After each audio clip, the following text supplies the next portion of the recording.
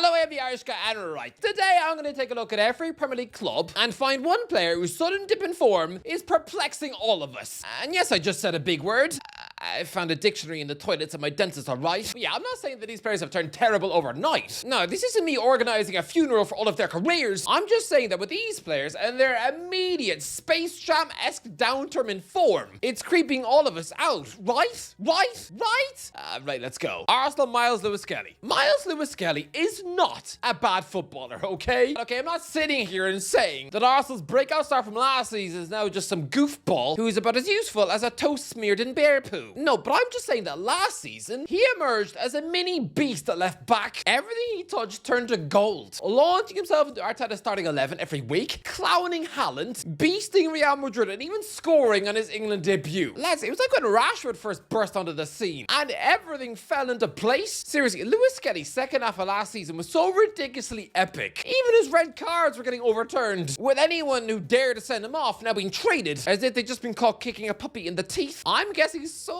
many people would have excitedly stuffed Lewis-Skelly in their fantasy league teams this summer. And rightly so, but so far, he hasn't started a Premier League match. Over the last 2 months, the longest he's managed to stay on a Premier League pitch is 2 minutes. Less time than it takes to make soup. Look, he did play 90 minutes in the Champions League win over Atletico Madrid. That was pretty impressive. So it's not like he's turned into complete baked beans overnight. But I don't know, to go from being the breakout young star of the entire season to now giving up his World Cup spot to Spurs rival Jed Spence. Oh, I'm sorry, okay, his attitude seems to smell worse than kissing a pig. There is still time for Lewis-Skelly to still have a brilliant career. But to go from an Arsenal key player to now having to beg his agent to get him a January loan switch to West Ham or Nottingham Forest, ouch. Aston Villa Ollie Watkins. Look, this one doesn't confuse me. No, because I saw this one coming a mile off. I actually think that my answer for this would be Jadon Sancho. Because after a semi-decent loan spell at Chelsea, I absolutely thought that a two-time runner-up at the Golden Boy Award, someone who wanted a £100 million price tag on his face, someone who recently played in a Champions League final would absolutely be able to worm his way into Aston Villa starting 11. But no, clearly Unai Emery doesn't like prima donna playboys who stay up all night playing PlayStation, no doubt screaming into their headset at 3 a.m, telling Chinese teenagers that their mum is fat. But I think the biggest drop-off at Aston Villa, which has shocked everyone, is Ollie Watkins. Not me. No, I said it in the summer. I could smell that he would fall away. Just like how Darren Bent did at Villa Park when he was blowing the candles out on his 30th birthday cake. I mean, Watkins almost snatched a dream move to Arsenal. Yeah, months before Bent's fall off, this was an actual headline. Jared Houllier tips Aston Villa striker Darren Bent to be world class. Yeah, he then quickly melted into gingerbread man wee. And Watkins is the same. 1 goal in 16 matches this season. And he starts every single week. I think Thomas Tuchel now looks at Watkins the same way he'd look at an invitation to giving the disgraced Prince a bath. Watkins is done. Bournemouth Justin Kluivert. Last season was the most epic perfect year of Justin Kluivert's life. I mean, this fella, you might call him a silver spoon kid, having been a millionaire all his life, but it doesn't matter, okay? His resurgence at Bournemouth last year is proven by the fact that before he switched to the Cherries, he hadn't played for his country in 6 long years. Yeah, now he plays all the time for the Netherlands. He was proven that, yeah, he's actually more of a Conor Ben than a Brooklyn Beckham. This isn't someone who, just because he grew up in a mansion, automatically now has the work ethic of vanilla pie. Come on, last season he bagged in 13 goals from the wing, including 2 hat-tricks away from home. Absolutely nuts. But this season, it's like he's freezing in a World Cup year. Just 1 goal, 0 assists. He hasn't completed the full 90 minutes of the match since May, and he's only actually started 4 Premier League matches. I mean, look, he's not turned terrible overnight, but he is picking up the odd injury. It's slowing him down, and he doesn't look like the same player who absolutely ripped apart St. James's Park, the former home of his dad. If he's not careful, he'll lose his Dutch starting spot. Brentford Kevin Schade. Nah, nobody for Brentford has turned surprisingly terrible overnight, but if I had to squeeze out one, then maybe German international winger Kevin Schade. After a really impressive breakout 12-goal season last time out, he's slightly underperforming now. He's been okay, and still miles better than what he was when he first joined Brentford on loan, when he didn't score a single sausage. Compared to last season, slight drop-off. In a year where, without Mbemo, they really needed Schade to step up. Brighton Carlos Baleba. Carlos Baleba is distracted. That's why his form has been shakier than a naked Eskimo. I mean, after a ridiculous £100 million transfer interest from Man United, sure, it has made this 21-year-old Cameroon international midfielder wobble on the pitch like a penguin with no knees. I've seen this before. before. And back in 2019, when Sean Longstaff was linked with a ridiculously stupid £50 million move to Man United, he practically admitted afterwards that the speculation briefly turned his brain into wet hula hoops. And even more embarrassing for him when after that, before the year was out, it was his kid brother scoring twice against Man United. But look, Baleba hasn't been gruesomely terrible or anything. But like Longstaff, he's had that much of a form dip that he's probably playing himself out of a move to Man United. Burnley Marcus Edwards. I don't get this one for a second. A few years ago, Marcus Edwards was seen as the Spurs winger who got away, ripping it up in Europe for Portuguese clubs. The fact he played exactly 77 matches for both Vitória de Guimarães and then Sporting Susan, that is spookier than a picnic with Michael Myers. It's like how Obafemi Martins played 88 matches and scored 21 goals for both Inter Milan and Newcastle. That symmetry looks scarier than eating your dad's ear. But look, Edwards was linked with the return to England via Arsenal a few years ago. And when he joined Burnley on loan in the Championship, I thought it was a colossal coup. Seriously, it was like seeing a fat librarian on a date with Brad Pitt. It was like when Wolves got Ruben Neves in the Championship. This is a 26-year-old top-flight footballer. Nah, he doesn't play for Burnley. He's been fit all season, and yet his cameo appearances have just been 5 minutes, 7 minutes, and 9 minutes, having gone almost 3 months of being wedged on the Burnley bench without even being asked to warm up. What did he do to Scott Parker? Did he poo in his yogurt, or is this proof that the Portuguese league is not good? Chelsea, Jamie Giddens. Look, it seems a bit mean to stick Jamie Giddens in here, because he does have giant competition at Chelsea. Look, I know if I could have put a knot, he'd be frozen out of Stamford Bridge, but is anybody surprised? Not in the slightest, considering that his signing in the first place looked weirder than trying to locate Donald Duck's thing. It was like when Jose Mourinho once signed Steve Sidwell for Chelsea, purely to annoy the owner for lumbering him with a finish of Shevchenko. Sidwell was spite, but Konate was just because Chelsea got bored. And now this fella is going to be spending the next 6 months making tea and cookies for everyone else. But Giddens, he was a mini Sancho, former Man City and Borussia Dortmund star. Sorry, he never reached Sancho heights in Germany, no, but still, he had an epic burst of form a year ago. And it seems silly he wasn't in England's squad, but now, since becoming a £50 million winger, he can't buy a Chelsea start. He's also 21 years old and has less England caps than Harvey Barnes. The same Harvey Barnes who suddenly wants to be Scottish? Yikes. Crystal Palace, none.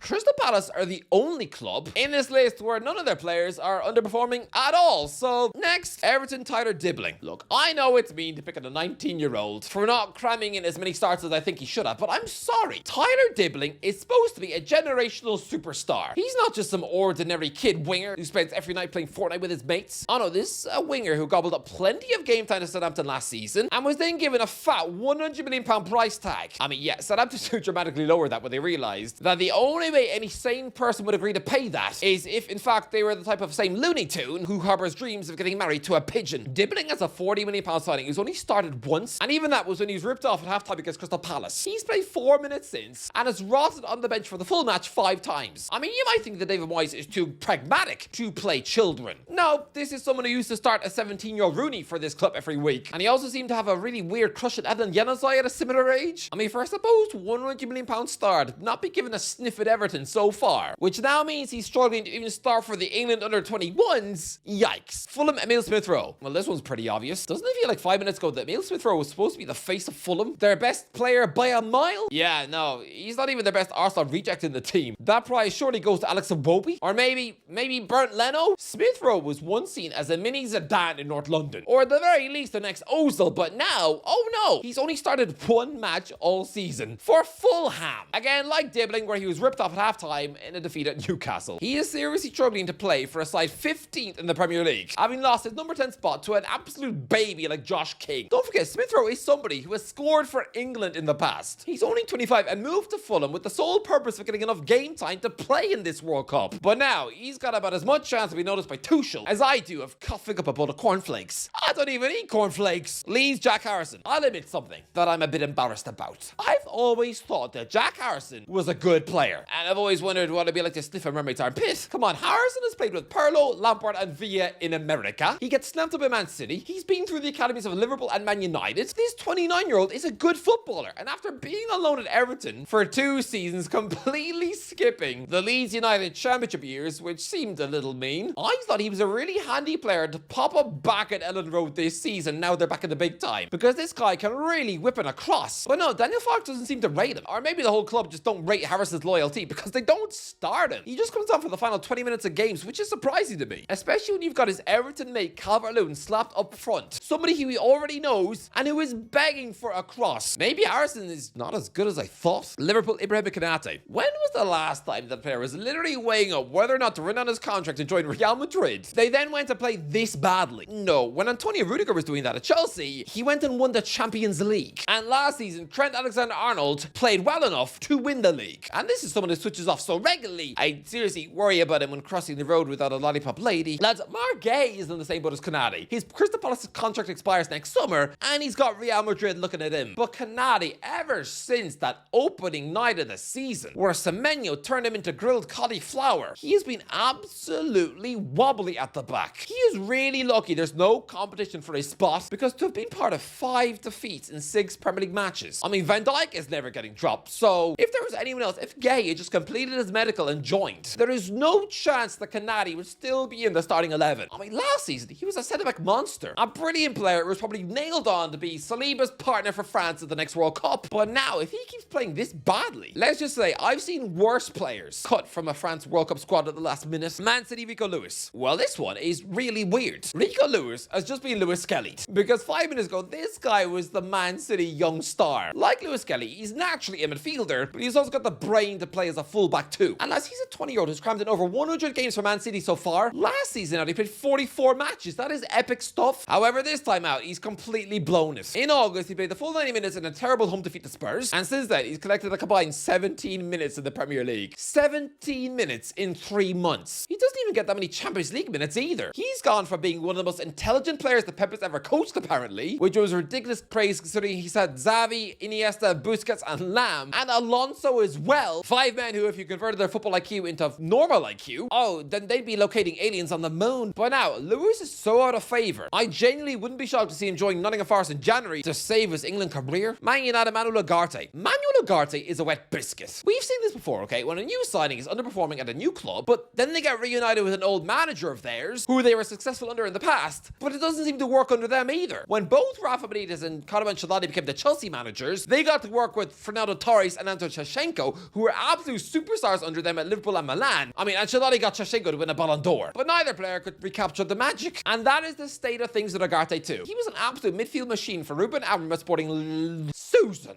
But now, the Man United manager apparently destroyed him after the Europa League final, telling him that he doesn't recognise him as being the same player that he was at Sporting Susan. And clearly he must still think that Ugarte is a big bag of melted chocolate bunnies, because he's only started twice in the wretched defeats at Man City and Brentford. I mean, it seems utterly insane to think this guy was recently starting matches for PSG. How on earth was he ever doing that? Well, nowadays, he looks like he's got the midfield bite of an empty packet of crisps. Newcastle, Anthony Gordon. Look, this one might seem unfair, and maybe I should pick on Joe Linton instead. Both players have definitely been underperforming this season, but Anthony Gordon, it seems really, really weird that he seems to be a shoo-in for England on the left wing when he's playing really poorly at club level. I don't get it. When Gareth Southgate was the England boss, Gordon was absolutely sensational for Newcastle. Apparently on the verge of a move to Liverpool, and yet Southgate gave him a minute at the Euros. It seemed really weird. But now that Gordon is going over 20-odd games for Newcastle in the league without a goal or an assist, Tuchel seems to be shoving him in on the left wing. It seems really, really strange. But yeah, Gordon is lighting it up in the Champions League. He is. He scored against Barcelona and he absolutely tore Benfica apart. But in the Premier League, no. He's like Batman. He only turns up at night, because in the Premier League, Gordon, he just looks so frustrating and wasteful on the left wing, trying to cut inside and shoot instead of giving Voltemata an actual cross. Honestly, lads, without Isak in the team, Gordon really looks half the player. And honestly, if he's actually starting for England at the next World Cup, I'll be shocked. Nottingham Forest, Chris Wood. Chris Wood challenged for the Premier League Golden Boot last season. Now, he scored twice in the opening day of the season to dupe absolute cheese nuggets like me into selecting him on the fantasy football team. Yeah, he hasn't done anything since. Sure, he's injured at the minute, but still, no goals since the opening day? Maybe Sean Dyche can make him work, but remember what I said earlier about old managers coming in to manage their former players?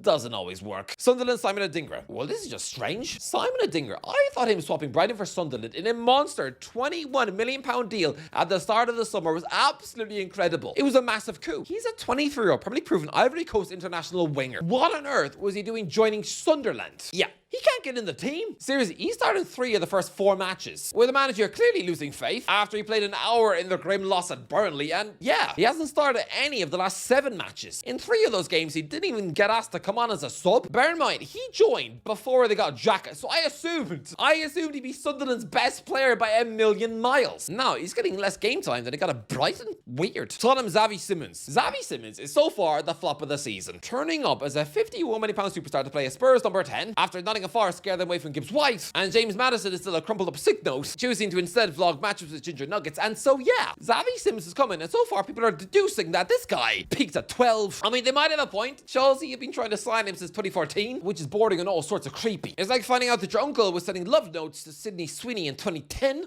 It's a little weird, mate. But yeah, Xavi so far has been really poor. West Ham Max Kilman. Max Kilman is a £40 million West Ham centre back. Why is he playing so badly? I can't remember the last time I saw a player consistently perform so dreadfully and yet never look in danger of getting dropped. Kilman has played every single possible minute for West Ham this season, looking like some slovenly grotesque zombie trying to dance. He looks every inch a Hammer's flop, which is really surprising considering he was brilliant at Wolves, knocking on the door of the England team. What has happened to Kilman? Wolves Jorgen Strand Larsen. Lads, can I remind everyone that Jorgen Strand Larsen this summer was on the same shopping list as Hugo Ekitike and Benjamin Šeško. That is wild. Newcastle were trying to sign this Norwegian striker for close to 60 mil. Yeah, the guy is now bottom of the league for a hopeless Wolves, on course for relegation to the Championship, and he's got 1 goal all season and has had all the impact of a squash gorilla. I am so relieved that Newcastle never signed him, because he's absolutely looking like a one-season wonder.